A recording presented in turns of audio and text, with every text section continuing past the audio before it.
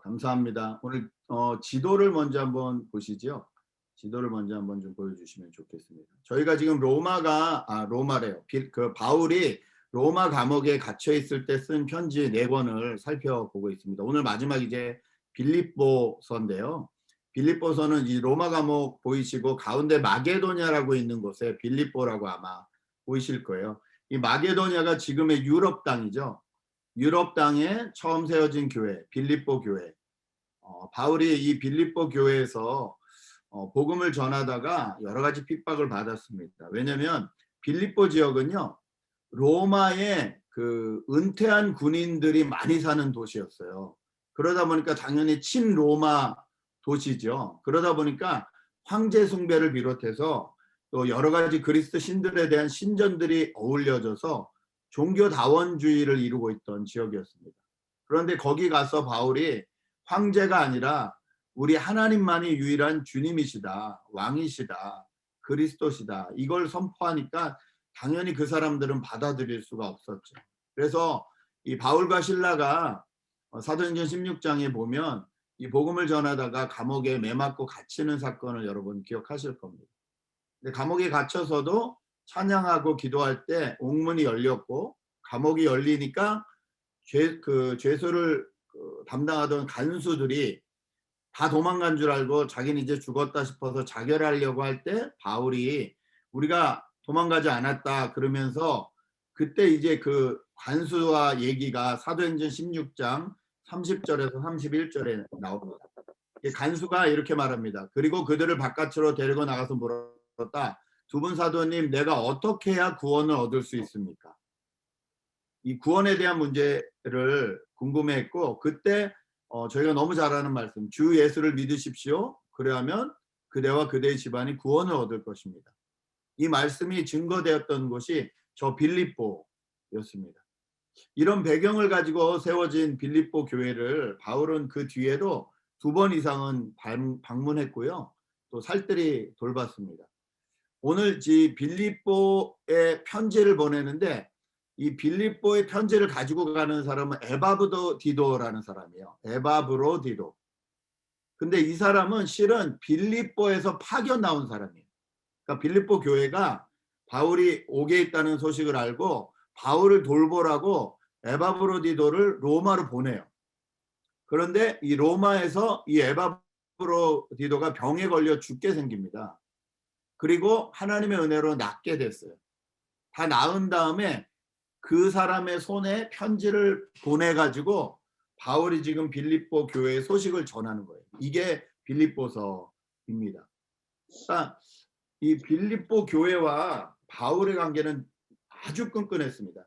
바울이 보통 선교를 할 때 기본적으로 가지고 있는 생각이 자비량 선교거든요. 자기가 텐트 메이커에서 돈을 벌어서 먹고 살면서 복음을 전한다 그랬는데, 빌립보 교회는요, 적어도 2번 이상 바울에게 선교 헌금을 보내는데요, 바울이 빌립보 교회가 보낸 헌금은 넙죽넙죽 잘 받아먹어요. 이 빌립보 교회가 그렇게 재정적으로 넉넉한 교회는 아니었거든요. 그럼에도 불구하고 바울이 빌립보 교회가 보내준 것은 헌금을 잘 받습니다. 여러분 혹시 누가 재정적으로 나를 좀 돕거나 할 때 그나마 부담이 없으신 분들이 누구실까요? 아마도 뭐 가족이시겠죠, 그렇죠? 가족이나 이런 사람이 재정적으로 도와주면 좀 더 부담이 덜 하잖아요. 바울과 빌립보 교회는 그런 관계였습니다. 그러니까 아버지와 아들처럼, 부모와 자식처럼 바울과 빌립보 교회는 정말 그런 관계였어요. 그것을 어떻게 알 수 있냐면, 오늘 빌립보 교회에서 보면 이 에바브로디도를 보낸다거나 헌금을 계속해서 후원 헌금을 보낸다거나 이런 노력들이 계속 있었다는 걸 알 수 있고요. 또 오늘 빌립보서를 여러분 나중에 천천히 읽어보시면 바울이 빌립보 교인들에 대한 표현이 다른 교회에 보낸 거랑 좀 달라요. 뭐라고 표현을 했냐면, 너희는 나의 심장 안에 있는 사람이다, 이런 표현을 써요. 그리고 너희는 나의 기쁨이고 내 면류관이다, 하나님 앞에서, 이런 표현을 씁니다. 그러니까 다른 교회 보낸 편지들보다 더 이런 애정이 넘치는 표현들이 정말 많습니다. 빌립보서를 저희가 기쁨의 편지라고도 말하거든요. 그러니까 바울은 빌립보 교인들을 생각할 때마다 기쁜 거예요. 여러분 여러분이 생각만 해도 기쁜 사람들이 있으시죠? 그것이 서로 저희 교인들이 되시길 주님의 이름으로 축복합니다. 우리가 서로 생각만 해도 기뻐. 근데 보통 자녀나 뭐 손주나 이게 그냥 보기만 해도 기쁘실 거예요. 사랑하는 사람은 그냥 보기만 해도 기쁘고 생각만 해도 기쁘잖아요. 이것이 바울과 빌립보 교인의 관계였어요. 이 빌립보서를 통해서 하나님 저에게 어떤 말씀을 해주고 싶을까? 첫 번째, 바울이 전하는 하나님의 원하시는 마음이 있는데 그것이 뭐냐면 하나 되는 마음이라는 거예요. 바울은 빌립보 교인들에게 하나 되는 마음을 가지는 것이 하나님이 원하시는 겁니다 라고 말하고 있습니다. 1절 2절을 제가 다시 읽어드립니다. 그러므로 그리스도 안에서 여러분에게 무슨 격려나 사랑의 위로나 성령의 교제나 동정심과 자비가 있거든. 2절 여러분은 같은 생각을 품고 같은 사랑을 가지고 뜻을 합하여 한 마음이 되어서 내 기쁨이 넘치게 해주십시오. 여러분 서로 반목하고 무한 경쟁하는 시대에서 한 마음을 가질 수 있는 방법이 뭘까요? 그것은요. 저 사람과 내가 한 팀이라는 걸 깨달을 때 가능합니다.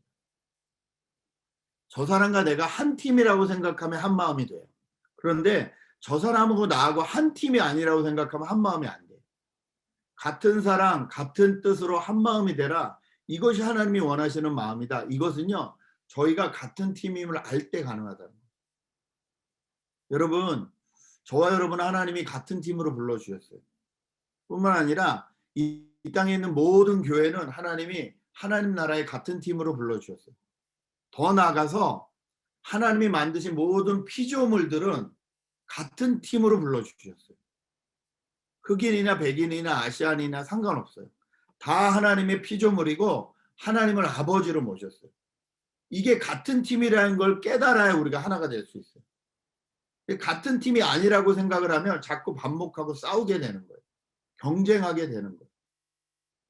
여러분 단체 스포츠에서는요. 예를 들어 축구를 하는데 스트라이커가 골 넣어서 그 사람 때문에 이겼다라고 말하지 않아요. 수비가 수비를 잘했고 패스하는 사람 패스를 잘했고 그래서 마지막에 골까지 잘 넣었기 때문에 이겼다고 말을 해요. 그래서 영광을 단체가 같이 받아요. 하나님이 원하시는 것은 우리가 같은 팀임을 깨닫는 거예요. 한 마음이라는. 그리고 우리가 싸워야 될 것은 공중권세를 잡은 사탄이지 우리 서로가 아니라는 것을 깨달을 때 우리가 한 마음이 될 수 있습니다. 교회가 이래야 될 줄 믿습니다. 교회가 반목하거나 싸우는 일, 성도와 성도가 반목하거나 싸우는 일 절대 하나님이 원하시지 않는 일. 두 번째는요. 하나님이 원하시는 일은 서로를 돌보는 일이라는 거예요. 서로를 돌보는 것을 하나님이 원하신다. 3절 4절 말씀을 한번 다시 보시겠습니다. 3절 4절.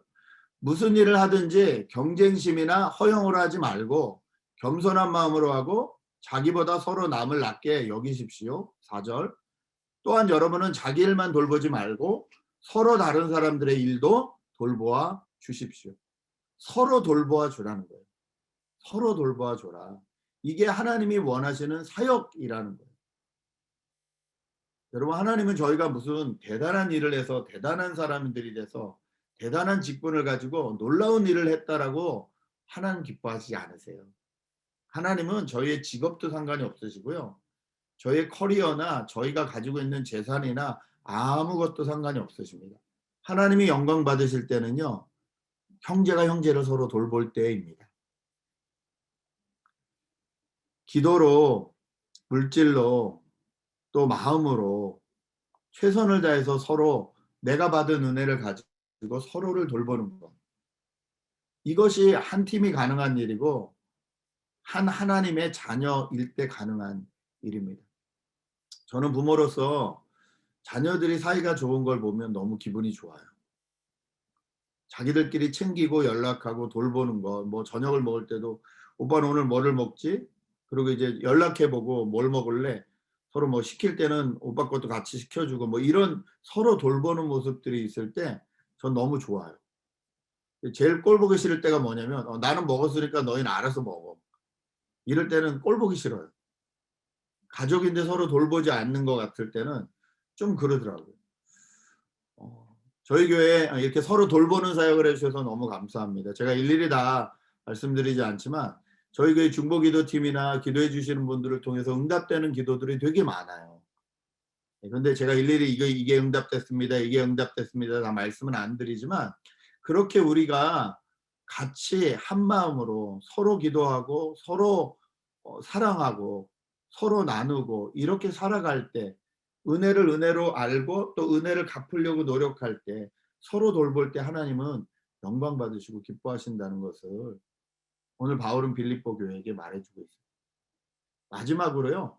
하나님이 원하시는 태도에 대해서 말하는데 그것은 예수님이 가진 태도를 가지라는 거예요. 오늘 5절부터 8절까지는 우리가 너무 잘 아는 말씀이죠. 너희는 이 마음을 품어라. 그리스도 예수 마음이다. 이렇게 말씀하시잖아요. 여기서 말씀하시는 이 마음을 영어는 attitude라고 번역을 했어요. 태도, 자세를 말해요. 여러분 뭐든지 자세가 중요하고 태도가 중요합니다. 자세가 어긋나면 근육이 뒤틀어지잖아요. 그리고 이것이 습관이 되잖아요. 제가 1년에 한두 번씩은 꼭 허리가 아픈데 그 이유가 뭔지 계속 생각해 보니까 결론이 나더라고요. 제가 앉아 있을 때 오른발을 꼬고 앉는 버릇이 있어요.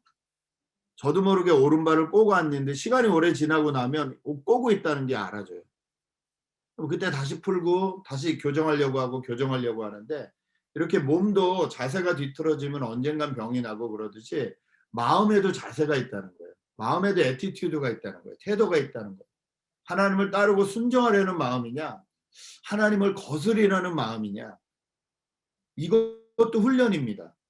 우리가 근육이 뒤틀어지면 자꾸 교정하듯이 교정해야 되잖아요. 자동차도 뭔가 어디 큰데 하나 꽝 부딪히고 나면 얼라이먼트 해야 되잖아요.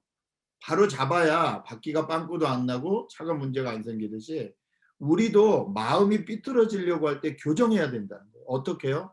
너희는 이 마음을 품으라 곧 그리스도 예수의 마음이니 그리스도 예수의 태도 그리스도 예수가 하신 방법을 우리는 가지고 거기에 우리를 맞추는 거예요. 교정하는 거예요. 나는 어떤 마음인가? 그러면 오늘 나오는 그리스도의 마음이 뭡니까?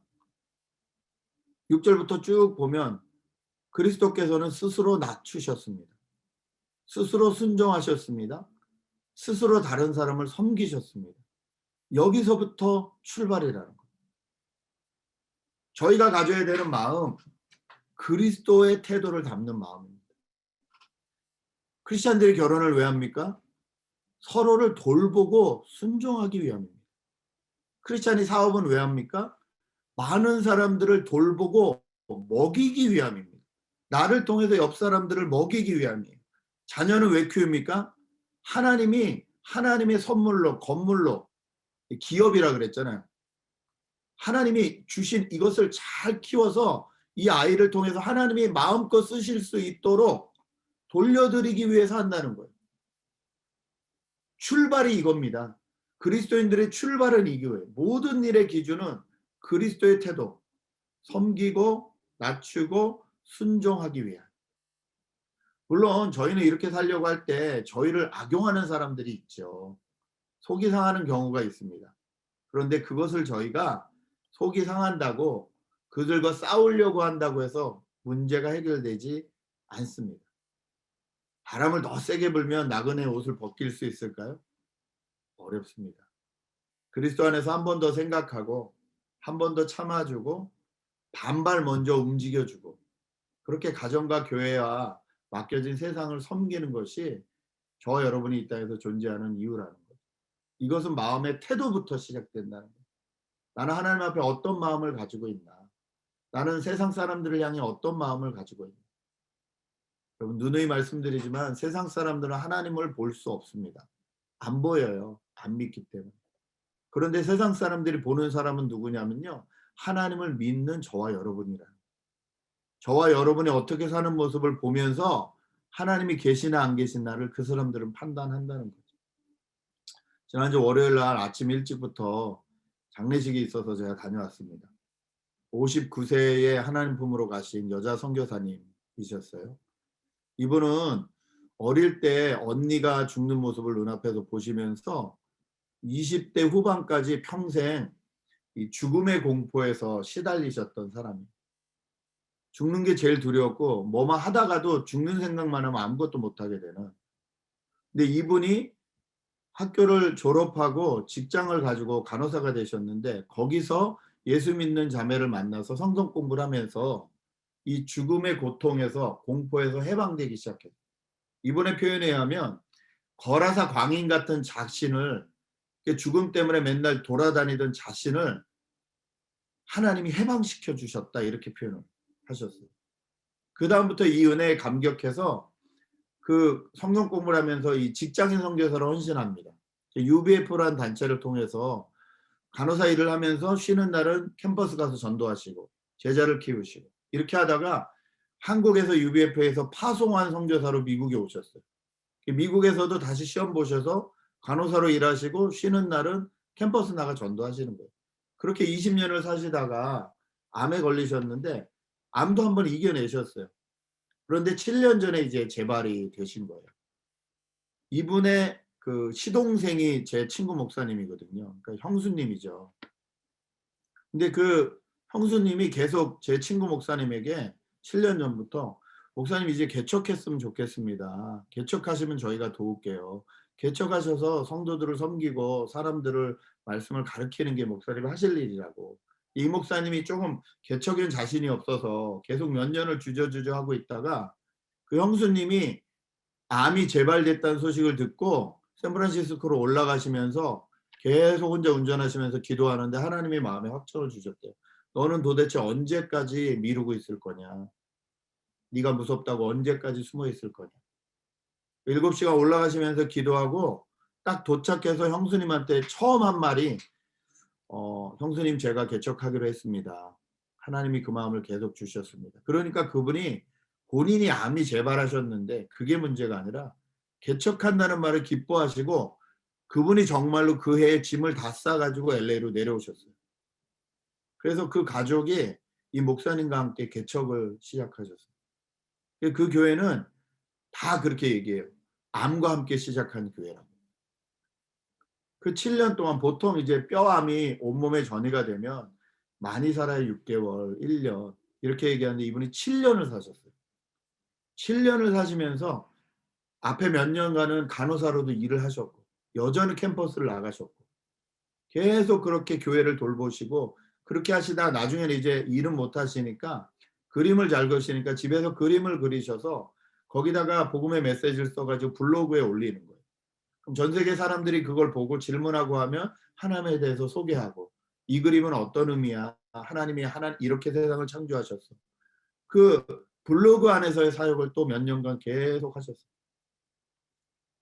그리고 이제 59세의 나이로 돌아가셨습니다. 감사한 게 진짜 예수님도 아닌데 누가 그 묘지를 주셨어요. 그래가지고 그 묘지에 묻히셨어요. 여기 묻어주셨으면 좋겠다고 자신이 가지고 있는 묘지를 주셔서 거기에 이제 장례식을 저희가 밖에서 이렇게 했는데 장례식에서 조사를 해주신 분이 시누이가 조사를 해주셨어요. 시누이 분이 처음 마이크를 잡고 하시는 말씀이 뭐냐면 내가 이 조사를 준비하면서 하나님 앞에 너무 부끄러워서 울었다. 이 사랑하는 친구의 그러니까 자기의 뭐라 그러죠? 그거를 동서인가요? 그 동생의 와이프니까 남동생의 와이프인데 이 자매의 삶을 이렇게 보니까 나는 나이가 훨씬 더 많은데 하나님 앞에 어떻게 살아드렸는지를 자기가 이 조서를 준비하면서 너무 부끄러웠다. 그러면서 조서는 정말 짧게 하고 이 선교사님을 그리워하는 사람들이 보내준 카톡과 이메일의 이야기를 소개하셨는데 지금 전 세계 20군데 이상의 선교사로 나가 계시는 거예요. 그분들이 다 그러는 거예요. 내가 캠퍼스에서 이 선교사님을 만나서 복음을 듣고 지금 중국에 있습니다. 지금 몽고에 있습니다. 지금 어느 지역에 있습니다. 20여 명 넘게 선교사가 배출되어 있는 거예요. 그리고 그분들이 하나같이 말씀하시는 거예요. 너무 그립지만 최선을 다해 살다가 곧 뵙겠습니다. 곧 뵈러 가겠습니다. 그걸 쭉 어디 선교사가 보냈습니다. 어디 선교사가 보냈습니다. 읽어주시는데 너무 은혜가 되더라고요. 장례식 전체가 그냥 그리스도인의 모습이 어떻게 살아야 되는지 그것을 이렇게 보여주는, 너무 감사하고 또 너무 부끄럽고 너무 은혜로운 시간이었습니다. 바울은 정말 사랑하고 생각만 해도 기쁜 빌립보 교회를 향해서 하나님이 원하시는 마음은 하나 되는 마음이다. 하나님이 원하시는 행동은 서로 돌보는 거다. 하나님이 원하시는 태도는 그리스도의 태도이다. 이것을 말씀해 주었습니다. 그러니까 오늘 이 말씀을 저희에게 주시는 말씀으로 붙잡고 이 4월 마무리 잘 하시고 또 5월을 맞이해 주셨으면 좋겠습니다. 지금 11시 12분인데요. 지금부터 저희가 45분까지 각 반으로 나눠서 11시 45분까지 각자 서로 좀 깊이 나눔을 하시고 45분에 모여서 또 마지막 찬양하고, 오늘은 또 목회보고가 있습니다. 그래서 한 10분간 목회보고하고 회개보고를 하도록 하겠습니다. 이 시간에 각자 나누셔서 풍성한 나눔 되시기 바랍니다. 우리 기세응예님 수고해 주시기 바랍니다.